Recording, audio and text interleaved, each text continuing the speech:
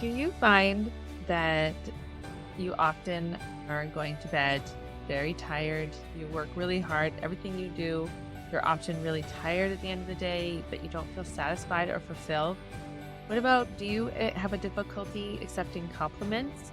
And then how often do you catch yourself comparing yourself to others? You maybe spot your mistakes easier than your accomplishments. Do you also find it difficult for you to take credit for the things that you have in your life? If someone compliments, oh, you have a beautiful home, do you kind of push it off? What about, do you, you might think that you are just lucky and that you don't really deserve everything you have? What about if you just assume other people are as good as you at everyday thing? Like you don't see your own genius. And then the last question I have is, do you often miss your unique ability? Like when someone says, oh, you're really good at hosting, you're like, oh, no, that's just normal. Okay. So these are some questions.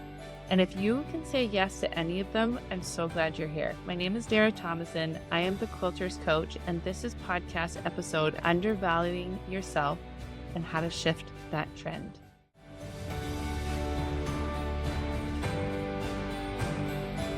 Okay, I'm going to give you lots of examples in this podcast, and we're going to look at how do we shift this.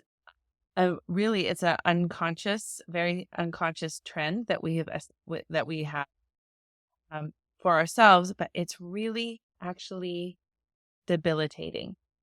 And I've been actually working on this podcast for about a month and a half because someone actually said this to me. Oh, it sounds like you're not valuing yourself enough. And it kind of went into my heart. And I could see this little girl worrying about being prideful or all the things. And we're going to talk about that in this podcast. But I have a commitment every time I do a podcast to share a win for my membership. And the reason I have that commitment is because I will never forget listening to Jody Moore's podcast and Brooke Castillo's podcast and thinking, there's no way I could be like them. There's no way I could have this kind of success.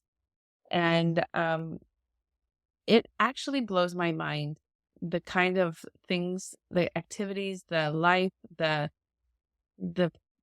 reality of my current life, because I actually learned how to become someone that I don't live their lives. I don't want to be Jody Moore. I don't want to be Brooke Castillo, but I want to be someone who can create my own amazing version of my own life, my own way.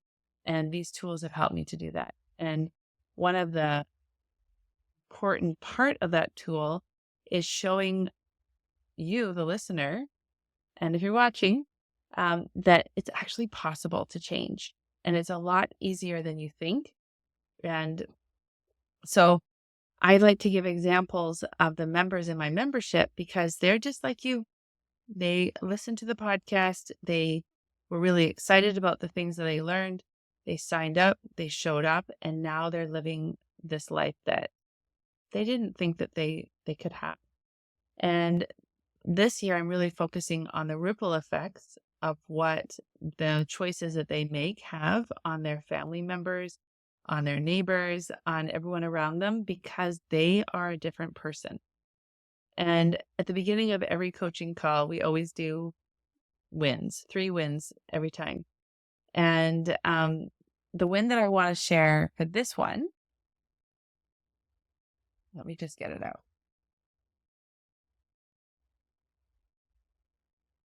Oh yeah, this is a good. So one of my clients, her daughter and her husband, they had a big move to another state and then they moved back and it was a lot of turmoil. There was that the house didn't sell and so they couldn't buy another house. So they had to rent a house, but they really wanted to live close to her. And it was just really challenging. And she was really struggling because she tends to, like a lot of us, do do a lot for other people. And this move, because there's a couple of moves, she said, I'm going to let them, this is what I'm willing to do. This is what I'm going to dedicate this amount of time. And then you're on your own. And the benefit of that is that now the kids who are, grown up and have kids, her daughter and son-in-law, they are now being able to step up and see how much more capable they are. And it will surprise them, because the only experience people have is what you give them. And it's been really fun to watch my kids as they become adults and see how they navigate things. So my son recently, he moved back to school, and he had a single bed, and it was really uncomfortable. And he really liked his queen size bed when he was home for 4 months. And so I said, okay, what are you going to do? And so he was able to go and figure out how to get a bed, how to get it delivered. And it was just so awesome to see him really taking those reins, and me not swooping in and saying, I'll help you. I'll do it. I'm a good mom. I will. No, it's like, you're capable. You can do this. I believe in you. All right. So let's talk about these questions I ask if you're undervaluing yourself. So you work really hard at everything you do. Do you give yourself credit? Are you coming home tired, or going to bed tired and not feel very satisfied? Do you accept compliments? Do you actually own the wonderful life that you've created? Can you actually even see that you have a wonderful life? So these are some really good questions. Now, why do you think this could be a problem for you? Well, one of the reasons is you were taught that it's your responsibility to take care of others. It is an expectation similar to washing dishes after you make them dirty, or to brush your teeth. It's a duty or a task. So do you agree with me or not? I'm curious. So let me give you an example of the brushing your teeth. So think of the extraordinary benefit of superior dental care. When you do a great job at brushing your teeth, you are so much healthier. You also have greater confidence because of these pearly whites. You're also avoiding dentures, which can be uncomfortable and annoying, right? Think about corn on the cob. So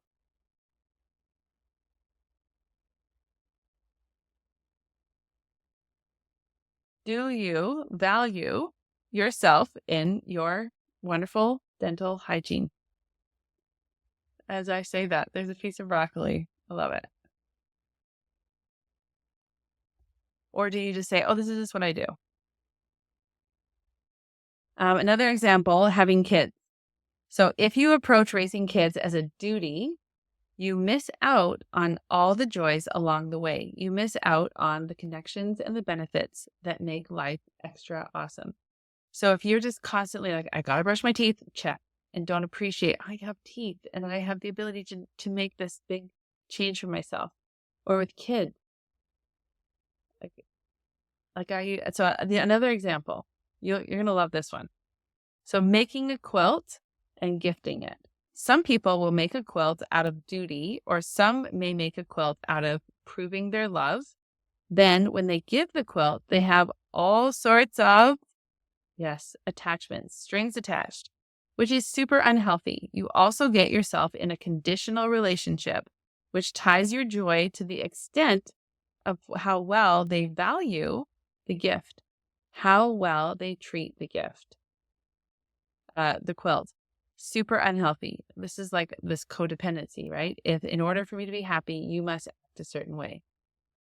So the reason I give these 3 examples is because essentially we undervalue ourselves because we aren't the decider, that's a new word I made up, of our own power and authority. So we claim our power by creating our own rubrics on what makes our life awesome and of worth. So I want you to ask yourself, what is the criteria that has to be met for you to believe that you had a great day? And in the book, The Gap and the Gain, he actually talks about that, how a friend of his has made a decision that these are the 10 things that he will decide. So he for him to be successful. And in his, this friend of his says, I can wear whatever I want. I don't have to wear a watch. Like he had like these 10 things, that criteria that said, if I do these things, then that means that I am having the best life. So I had some ideas here. I take care of my spiritual growth and well-being. I move my body in some way that feels good. So I walk, I stretch, I lift, I rest. Number 3, I serve someone with no strings attached. So if I've done that in the day, that means I've had a good day. Number 4, I honor my obligations with neutral. Like I just do it. It's like, that's who I am, or of love. But I don't want you doing it out of resentment or frustration. Number 5, I appreciate myself for my efforts. So are you appreciating yourself? Are you saying, good job, Dara. Way to go. So proud of you. And number 6, when I feel discouraged, frustrated, resentment, I can articulate why. So those were just some ideas that I had that would help me see how I'm not undervaluing myself. Now, in the worksheet, I have these questions, and I want you to rate yourself on how well you're doing with honoring your body. So with food, sleep, movement, water, how are you doing? Are you prioritizing that for yourself? What about honoring your brain? So these are along the same idea that I had with the criteria. Are you learning new things? How is your self-talk? Are you de-junking your thoughts? Are you getting rid of old thought patterns? What about your honoring relationships with your spouse, your kids, your friends, your neighbors? Are you making efforts to go out and do things with them? Are you being the kind of mom you want to be, or the kind of wife, or the kind of friend or neighbor? Are you honoring that for yourself? And then, are you honoring your quality of life? So are you just constantly busy, busy, busy and doing everything for everyone else? Or are you giving yourself this beautiful time of like, this next 3 hours, I'm going to be really creative. Or the next even 30 minutes, I'm going to be really creative. So in this work as a life coach, one of the things that I do is I help connect our brain power to our bodies, and our body to our brain. So we are now connected. So one of the things that was super fascinating to me when I was gaining weight in my early 20s, and I'd go shopping. This is not a word of a lie. I would go to like Old Navy, for example, and I would try on a dress. And I would try on the dress and I'd say, why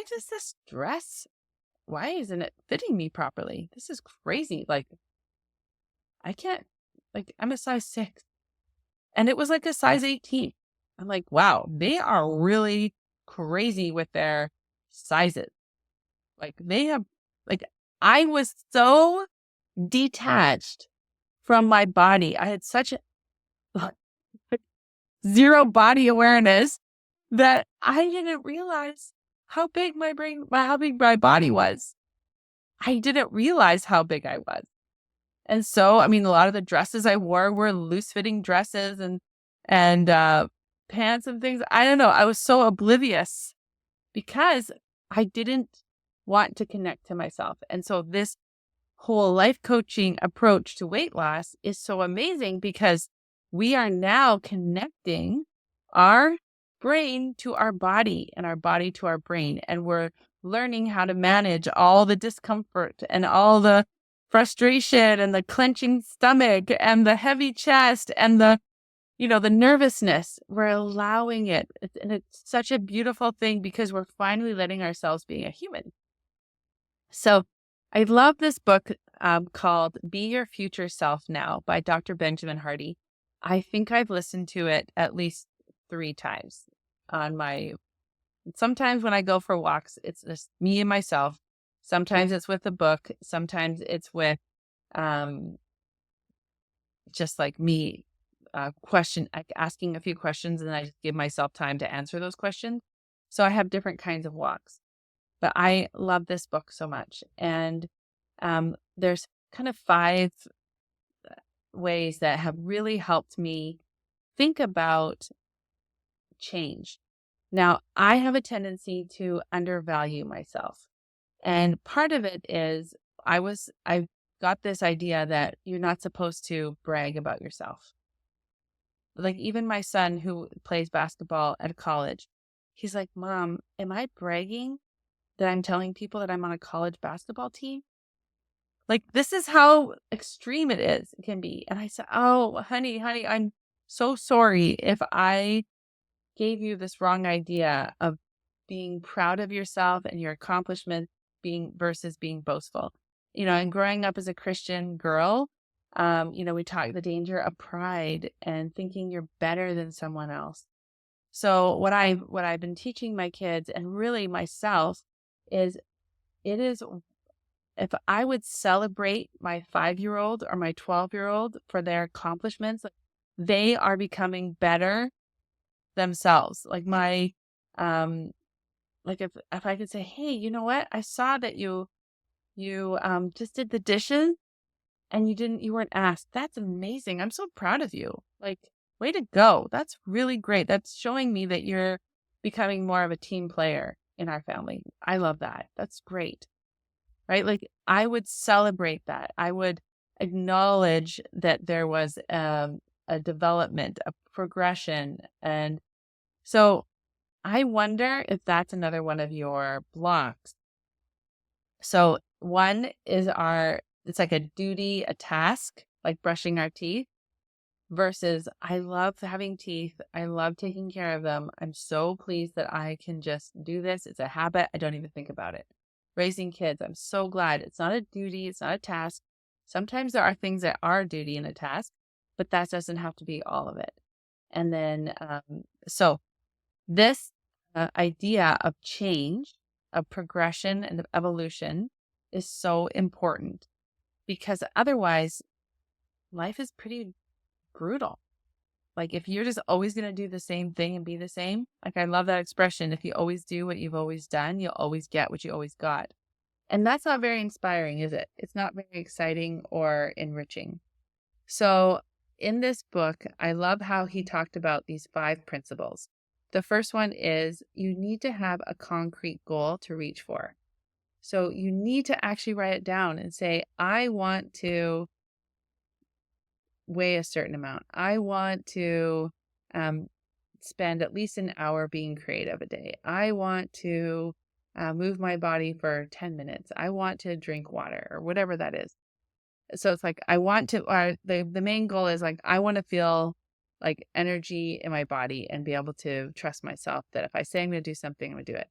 So, but make very clear on the goal that you want, and then you can reverse engineer how you're going to do that.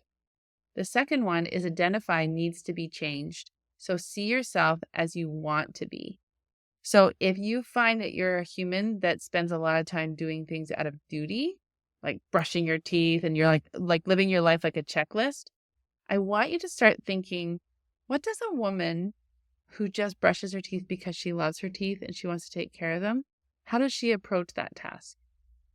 See, I'm always like, actually yesterday, my son, he's 12. I was like, brush your teeth. And then I actually went into his room and I smelled his teeth and I was like, you didn't brush your teeth. And he's like, ah. I'm like, why wouldn't you want to brush your teeth? I just love brushing my teeth. Like, I love knowing that I'm doing such a good job at taking care of them. Okay. Number 3, the environment that you are in will influence you. So I have these kids and they all play basketball. And we talk about basketball. And actually tonight, my son organized for like 4 friends. Yeah, 4 friends to come to the church. They're all gonna play basketball, right? They're influencing each other and they're wanting to get better and better all the time. So there'll be like those 5 boys. And that's so cute that he organized that all on his own. So what kind of environment are you in? Are you putting yourself in an environment that's supportive and loving and nurturing? And if you're not, I do have this amazing membership. I'm just saying, like, or you maybe a church or whatever that is, like, or if it's a good guild or a negative guild, maybe you need to leave it. Maybe you need to make some changes. Okay, number 4 is overcome resistance, rather see obstacles as opportunities. A lot of women will say, "Oh, it didn't work out." I guess, you have the first moment of opposition. You're like, "Oh, I guess that wasn't meant to be." No, no. We want obstacles as opportunities. Last year, one of the ladies was coming to my retreat, and her flight got canceled and then rescheduled and then canceled. And I think she ended up being in an airport for like, I don't know, I think it was like 18 hours. It was terrible. And she's like messaging me and she's like, "I'm not sure when I'm going to get there. I'm so frustrated. I kind of just want to go home." I was like, "No, no, no, no, no, no, no." And then when she got to the retreat and she was able to get into it, I mean, she had an incredible time. So it's an opportunity to say, I'm committed to me. I'm important. I'm not going to quit on myself. Okay. And the last one is the power of consistency. So if you want transformation, it is a marathon. It is not a sprint. And I want you to give yourself that grace, because you would not expect your little 4-year-old to learn how to tie their shoes the first time you taught them. So why would you expect yourself to change, especially when you've been operating out of a lot of falseness, right? We have a lot of misunderstanding.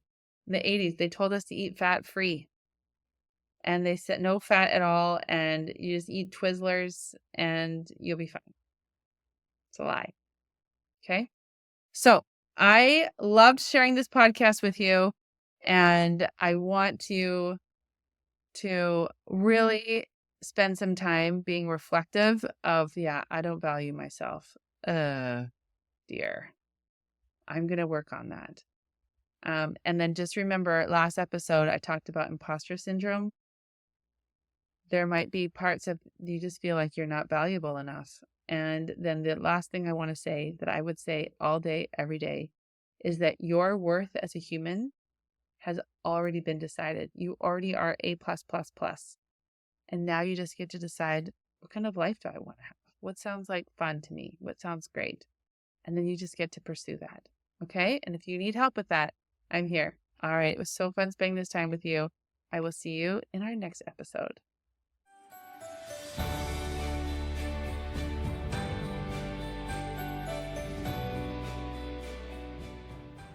If you aren't loving your current life and hear yourself saying things like, "I should be happier, I should be getting more done," or question how productive and fulfilled you are, this podcast is for you. I'm Dara Thomas, I'm a professional quilter turned life coach for Quilters, where I show you how to overcome obstacles like perfectionism, people pleasing, overeating, overcomplicating life, so that you can really start to enjoy your life by learning and using tools for your brain to help you transform your everyday living. Are you ready to make these changes? I'm ready to help. Let's start your transformation one UFO at a time.